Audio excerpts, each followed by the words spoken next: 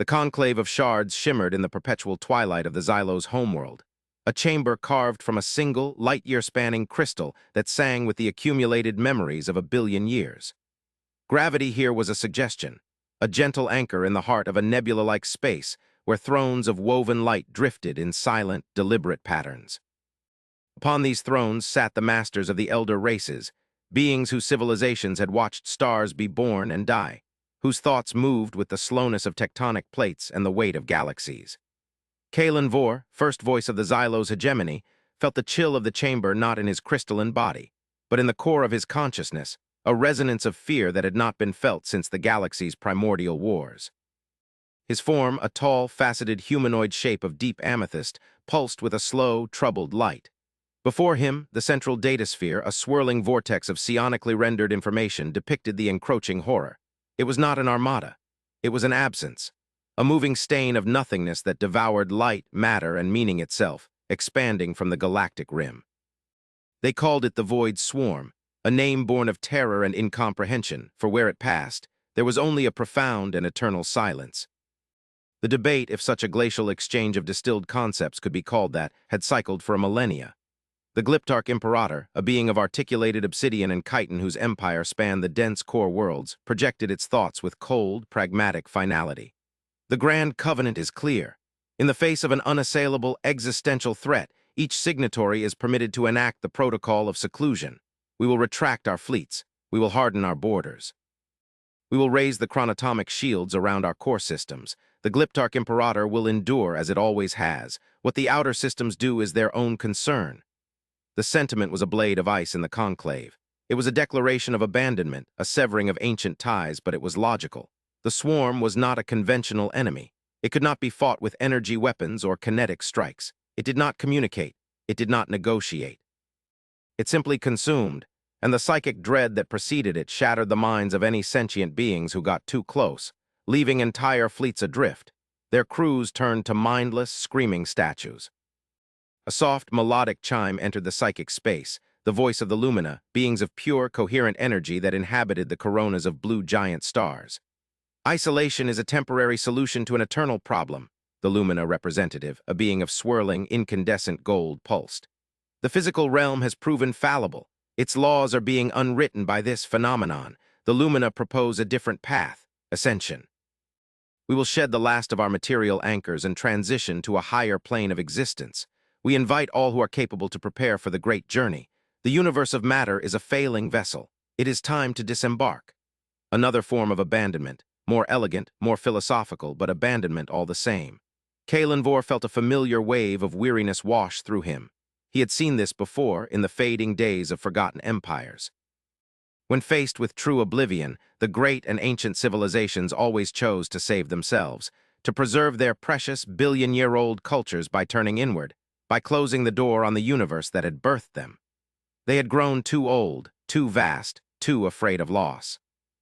And what of the younger races? Kalen Vor projected, his own thoughts resonating through the crystal chamber like the toll of a deep bell. The Cathar, the Fen, the myriad civilizations of the Orion Spur, and the humans. He let the last name hang in the air, a dissonance in the ancient harmony of the conclave. The Glyptarch Imperator's mind voice was sharp with contempt. The younger races are ephemeral. Their civilizations are sparks in the darkness, destined to be extinguished. They lack the history, the technology, the psychological fortitude to withstand the swarm's psychic shadow, let alone its physical advance. They will break, they will panic, their worlds will be a feast for the void. The Lumina's light softened with a feeling akin to pity. They are children playing in a field as the tide comes in. We can mourn them, but we cannot save them from the ocean. Their attachment to the material is too strong. They are not ready for ascension. Kalen Vor focused his attention on the datasphere, calling up an image of the human sphere of influence. It was small, a tiny bubble of light on the galactic map, clustered around a single unremarkable yellow star.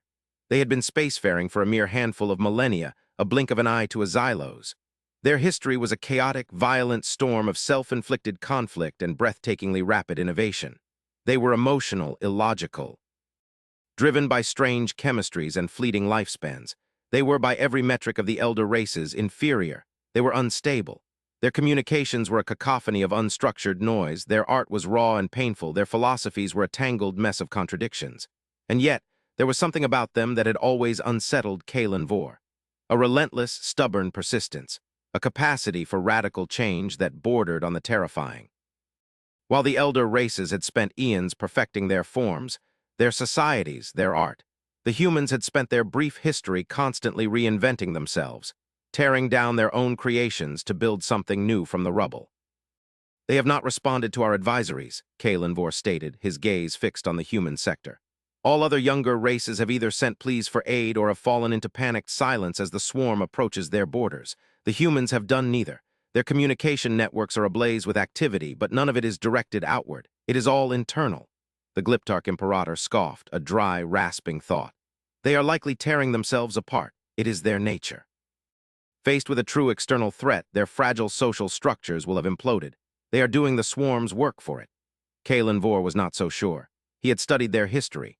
In the face of existential threats, the humans had a paradoxical tendency. They fought amongst themselves with bitter ferocity, but when an outside force threatened their entire species, they possessed an almost unbelievable capacity to unify, to set aside generations of hatred in an instant and stand together. It was a primitive, tribal instinct, perhaps, but its power was undeniable. The final consensus was reached without his full agreement. The protocol of seclusion was invoked. The Glyptarchs would retreat behind their impenetrable shields. The Lumina would begin their final preparations for ascension. Other elder races, the silent observers in the conclave, would fade back into their private realities, their cloaked star systems, their Dyson spheres. The great empires of the galaxy were closing their doors. A silent, psychic signal was dispatched to the younger races, a final, cold message of farewell. It was a notice of dissolution. The Grand Covenant was broken. They were on their own. As the light from the other thrones dimmed, their occupants receding into their own isolated domains, Kalen Vor remained, a solitary pillar of amethyst light in the vast, singing chamber. He felt the weight of 1 billion years of civilization on his consciousness, and for the first time he felt it not as a source of strength, but as a crushing burden. They had become monuments to their own past, too magnificent to risk, too rigid to adapt. They had forgotten how to fight for something other than their own survival. He looked once more at the tiny, distant speck of light that was the human sector, and a thought, cold and clear as the void between galaxies, entered his mind. What if we are wrong? What if the children playing in the field are not afraid of the ocean? The first indication that something was different came not from a grand fleet or a desperate plea, but from a single, impossibly small vessel that appeared at the very edge of Xylo's sensor range. It was a violation of their closed borders, an act that should have been met with immediate defensive measures. But the Xylo's hegemony in its sorrowful retreat had only passive monitors active. The vessel was unassuming. It was sleek, a simple dart of dark metal with no visible weapon emplacements, no ostentatious displays of power. It moved with a quiet, efficient grace. It broadcast a single, repeating signal on a universal diplomatic channel, a signal encoded with prime numbers and the fundamental constants of the universe, a classic, almost touchingly archaic first contact protocol. It was a human ship. The alert rippled through the silent command centers of the Xylo's homeworld, causing a stir of confusion. Why would they send a single, unarmed ship now? Was it a final, foolish act of defiance? A plea delivered in person? Kalen Vor, monitoring the events from his sanctum, felt a flicker of something he had not felt in eons: curiosity. He gave the order to allow the vessel to approach, to hold it at a respectful distance from the crystalline world, but to open communications. The response was immediate. A clear audiovisual signal penetrated their comms network. It was not filled with static or panicked shouting. It was a calm, steady image of a single human female, seated in a simple, functional command chair. The bridge behind her was clean, minimalist, and bathed in a soft white light. There was no sense of alarm, no chaos. Her name was Ambassador Evelyn Reed. Her face was a canvas of soft lines, her hair the color of silvered starlight, and her eyes held a depth that seemed at odds with her species B. Brief lifespan, she did not look like a warrior or a frightened refugee. She looked like a scholar, a philosopher. Her voice, when it came through the translators, was even melodic and devoid of any discernible emotional stress. First voice Kalen Vor of the Xylo's hegemony, she began, her gaze direct and unflinching. I am Ambassador Evelyn Reed of the Terran Alliance. I thank you for receiving this communication. I'm here to request permission to address the conclave of shards. The audacity of the request was staggering. The conclave was dissolved. The hegemony was in seclusion. To ask for an audience now was to display an ignorance of galactic politics that was either profound or a deliberate insult. Yet her tone suggested neither. It was a simple, professional request. Kalenvor found himself compelled to respond. Ambassador Reed, the conclave is no longer in session. The elder races have invoked the protocol of seclusion. The Grand Covenant is nullified. There is nothing to discuss. With respect, First Voice, she replied, a faint, almost imperceptible smile touching her lips. We believe there is everything to discuss. The Void Swarm, as your records name it, is not an unassailable force of nature. It is an enemy, and enemies can be understood. They can be fought. The simplicity of her statement was a shock. For millennia, the greatest minds of the galaxy had studied the swarm and concluded it was a form of cosmic entropy, a physical law gone rogue. They had exhausted every theoretical model. To hear this representative of a fledgling race speak of it with such certainty was jarring. It was the confidence of a child who does not understand the complexities of the world. Your species has not faced the swarm, Kalenvor projected, his tone heavy with the weariness of ages. You have not witnessed its power, the psychic disintegration it causes. Your confidence is born of inexperience. Ambassador Reed's expression did not change. We have not faced it directly, no, but we have been studying it since our first deep space telescopes detected its energy signature centuries ago. We do not call it the Void Swarm. Our designation is the acausal swarm. Because its effects precede its physical arrival, violating local causality. It is not simply consuming matter. It is decohering reality at a quantum level. The chamber around Kalenvor seemed to hum with the weight of her words. Acausal swarm. The term was precise, technical, and implied a level of understanding that the conclave, with all its psionic intuition and ancient wisdom, had never achieved. They had described the phenomenon with poetry and fear. The humans had given it a scientific name. We request permission to present our findings, Reed continued, her voice steady. We have not come to ask for aid, we have come to offer it. Kalenvor was silent for a long moment, the facets of his body shifting in color from deep amethyst to a shimmering, uncertain violet. To refuse would be to cling to the pride of a dying age. To accept would be to admit that 1 billion years of wisdom could be flawed. He made a decision that would send ripples through the very fabric of his civilization. He would reconvene the conclave. He sent out a single, powerful psychic call to the Glyptarchs behind their shields and the Lumina on the verge of their ascension. A summons not of authority, but of necessity, and he granted the human ambassador permission to approach. The small human ship moved through the Xylo's defense grid, its passage a silent testament to a trust Kalenvor was not even sure he possessed. It was a gamble, a departure from millennia of tradition, but the old ways had led them only to a gilded cage.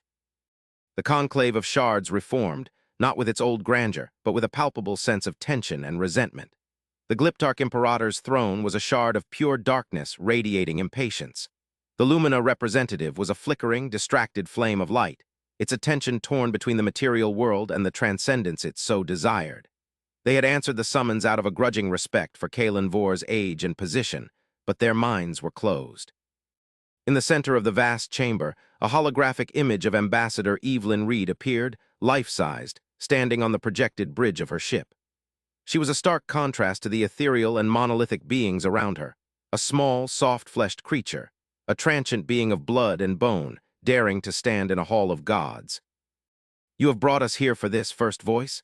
The Glyptarch Imperator's thought form lashed out. To listen to the babbling of an infant race that has not yet learned to fear the dark. Reed did not flinch. She simply inclined her head slightly, a gesture of respect that was entirely her own. Venerable Imperator, we understand your skepticism. We do not ask you to trust our words. We ask only that you observe our data. With a simple gesture, she activated. At a transfer. The central datasphere of the conclave, which usually displayed the elegant, flowing, art-like representations of Xylo's thought, was suddenly overwhelmed by a flood of new information. It was dense, layered, and brutally logical. It was human. Gone were the swirling nebulae of abstract threat. In their place were stark, three-dimensional models of the swarm's quantum architecture. There were complex equations describing its acausal signaling methods, charts mapping the decay of universal constants within its influence, and spectral analyses of the unique radiation signature left in its wake. There were simulations, thousands of them, showing the swarm's projected path, its consumption patterns, and its internal network logic. The sheer volume and precision of the data were breathtaking. The elder races had observed the swarm for eons. The humans had dissected it. Kalenvor watched, his crystalline mind struggling to process the implications. The humans had dedicated a significant portion of their civilization's resources to this single problem, not just for years, but for centuries. While the elder races had been complacent in their power, secure in their ancient territories, the humans, from the moment they had looked to the stars, had seen the swarm as a fundamental threat not just to themselves, but to the concept of a living universe. They had been preparing. As you can see, Reed's voice cut through the stunned silence of the conclave, the swarm is not a singular entity. It is a distributed consciousness, a network of trillions upon trillions of nanoscale machines operating in a state of quantum entanglement. Its psychic dread is not a mystical force. It is a byproduct of its acausal signaling, a wave of informational entropy that overwhelms the coherent patterns of a sentient mind. It is, in essence, a weapon of pure noise. The Glyptarch Imperator remained silent, its dark form unreadable. The Lumina's light pulsed with a new, focused intensity. The condescension in the chamber was evaporating, replaced by a dawning, chilling realization. They had misjudged humanity. They had misjudged them profoundly. You have studied it. That is impressive for your species, the Lumina finally pulsed, its tone shifting from pity to genuine curiosity. But to understand a storm is not to command it. Its scale is beyond comprehension. Its advance is inexorable. Your data confirms the futility of resistance. No, Ambassador Reed said, her voice soft but firm. Our data confirms that a direct assault is futile.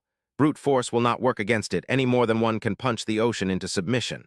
But the swarm has a weakness. Its strength, its perfect instantaneous network, is also its greatest vulnerability. It is a single unified mind, and a single mind can be confused. It can be blinded. She gestured again, and a new schematic filled the datasphere. It was not a weapon. It was a device of elegant complexity, a network of resonance emitters. We call this the harmonic resonance network. These devices, when deployed in a precise array, do not project destructive energy. They project a specific, complex quantum frequency. This frequency does not destroy the nanites of the swarm. It disrupts the quantum entanglement that links them. It introduces a subtle, pervasive signal into their network, not noise but a false harmony. It severs their connection to the central consciousness. It turns a unified swarm into a trillion isolated, useless particles. It does not destroy the swarm, it disassembles it. It forces it to become what it appears to be, a cloud of dust. A profound silence descended upon the conclave of shards. The audacity, the sheer elegance of the human solution was overwhelming. The elder races, with all their might, had conceived only of bigger shields and faster ways to run. The humans, the ephemeral, emotional, chaotic humans, had conceived of a way to win. They had not built a bigger sword. They had learned the song that could unmake the monster. Kalen Vore felt the foundations of his billion-year-old worldview crack. He saw now that his people's long lives, their deep memories, their stable society, these were not just strengths. They were anchors, weighing them down, preventing them from seeing new possibilities. They had become so accustomed to the universe as it was that they could not imagine it differently. Humans, with their short, desperate lives, were never satisfied with the universe as it was. They were always trying to tear it apart to see how it worked, always trying to rewrite the rules. Why? The Glyptarch Imperators thought finally broke the silence. It was not a question of strategy, but of motive. Why would you share this? Your species could have used this knowledge to secure your own territory. You could have built these devices to protect only yourselves, to survive while the rest of the galaxy burned. It would be the logical, self-interested course of action. Ambassador Reed's gaze seemed to pierce through the holographic interface, meeting the unseen core of each being in the conclave. Her expression was one of profound seriousness, of a conviction so deep it was an integral part of her being. Because a victory that costs the rest of the universe is not a victory. It is merely a delayed extinction. We survived our own world's turbulent history by learning one crucial lesson. When the house is on fire, you do not lock your own door and hope the flames will spare you. You work with your neighbors to put out the fire, not just for their sake, but for yours. There is no such thing as someone else's problem when you all live on the same street. She paused, letting the simple, powerful analogy settle. This galaxy is our street. We were born here. We have no other home. We could have closed our doors, yes. We could have hidden behind our harmonic resonators and watched your empires fall, hoping the swarm would be satisfied. But what kind of future would that be? To live as the last sentient species in a dead and silent galaxy, to be forever haunted by the ghosts of those we could have saved. That is not survival. That is a prison. Humanity did not fight its way to the stars only to live in a cage, no matter how safe. Her words were a stark mirror held up to the elder races. She was describing their own chosen path, the Glyptarch fortress worlds, the Lumina's ethereal retreat. She was calling their logic, their ancient pragmatic wisdom, a form of imprisonment. "We did not come here to beg for your help," she concluded, her voice ringing with a quiet power that filled the vast chamber. "We came here to tell you that we are going to fight. We are deploying the network along the entire front of the swarm's advance. We will build a shield, not just for humanity, but for every world that stands behind it. We believe it is the right thing to do. The question for you is no longer how you will save yourselves. The question is whether you will stand with us and fight for everyone." The hologram of Evelyn Reed faded, leaving her final words to echo in the silent minds of the assembled ancients. The datasphere reverted to its default state, a calm, swirling vortex of light. But the chamber was changed. The air of weary resignation had been shattered, replaced by a turbulent storm of shock, shame, and a terrifying, unfamiliar flicker of hope. The Glyptarch Imperator's throne was a void of utter stillness. The Lumina representative burned with a fierce, unstable light, its planned ascension seeming, for the first time, like a cowardly escape rather than an enlightened evolution. It was Kalen Vor who spoke first, his voice a deep, resonant chord that seemed to emanate from the very crystal of the world around them. "For a billion years," he began, his thoughts sweeping through the conclave, "we have prided ourselves on our wisdom.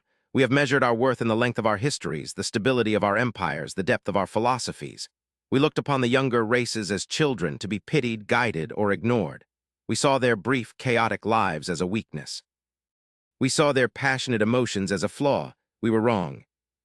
His amethyst form pulsed with a brilliant, regretful light. "We have been sitting in this chamber, debating the most elegant way to die, the most dignified way to abandon the universe that gave us life. We spoke of survival, but we meant only the survival of our own memories, our own cultures. We had forgotten that the purpose of life is not merely to exist, but to live, to strive, to protect. The humans, these children, they remembered." He turned his consciousness toward the Glyptarch Imperator. "You would retreat behind your shields, Imperator. You call it pragmatism, but it is fear. You would seal your empire into a tomb, preserving its perfect, unchanging corpse for eternity while the living universe outside perishes. Is that the legacy of the Glyptarchs, to become a museum?" Then he faced the Lumina. "And you, noble Lumina, you would ascend, casting off the troubles of the physical world. You call it enlightenment. But it is an abdication of responsibility. To abandon the garden because it has become overgrown with weeds is not wisdom. It is a failure of the gardener. Will the universe remember the Lumina as beings who fled from the dark, or as beings who became a light within it?" His own voice was heavy with self-recrimination. "And we Xylos, we would have done nothing. We would have simply watched it all end, recording the final moments of the galaxy with beautiful, tragic clarity. We have become archivists of a history that we are no longer willing to make. We have allowed our past to consume our future." He paused, the silence in the chamber now thick with introspection. The humans' offer had been more than a strategic plan. It had been a moral challenge, a judgment. "The humans have offered us a choice," Kalen Vorsi continued, his voice rising in power. "Not between survival and extinction, but between two kinds of survival. We can survive alone in isolated, meaningless splendor as relics of a bygone age, or we can survive together as part of a living, breathing galaxy. They have shown us that true strength is not found in impenetrable walls or transcendent escapes. It is found in an outstretched hand. They have chosen to fight for us, for species they have never met, for worlds they have never seen. They have done this because they believe in a universe where life stands with life against the void. Can we, in all our ancient wisdom, claim to believe in anything less?" The Glyptarch Imperator's dark form stirred. A single, profound thought devoid of its usual arrogance was projected into the space. "Their logic is unconventional, but the data is sound. The risk of inaction is total extinction. The risk of action is uncertain. Uncertainty is preferable to certainty in this matter." It was the closest the Imperator would ever come to admitting fault, a monumental concession. The Lumina's light stabilized, burning with a new, resolute fire. "The great journey can wait. There is a shadow in our garden. It must be attended to." One by one, the other elder races who had lingered in the shadows of the conclave signaled their assent. The protocol of seclusion was rescinded. The grand covenant, which had been broken by fear, was now being reforged by something far stronger, a shared purpose, ignited by the newcomers. Fleets that had been pulling back toward their core worlds halted, turned, and began to move toward the galactic rim. Shipyards that had been powering down roared back to life, not building walls, but constructing the resonant emitters of the human design. The knowledge of the elder races, their mastery of energy and matter, was now applied to the human concept, refining it, amplifying it, building the harmonic network on a scale the humans could only have dreamed of. It was a mobilization unlike any the galaxy had ever seen. Not a war for territory or resources, but a collaborative effort of cosmic engineering, a symphony of science and will against the encroaching silence. Kalenvor found himself on the bridge of the human diplomatic vessel, the Stargazer, an honored guest of Ambassador Reed. It was a strange experience. The air was a mix of gases, the temperature regulated for delicate organic chemistry. The bridge was small, cramped, and filled with the quiet, focused energy of the human crew. They moved with a calm professionalism that belied the monumental task before them. They treated him with deference, but not with the awe or fear his own people showed him.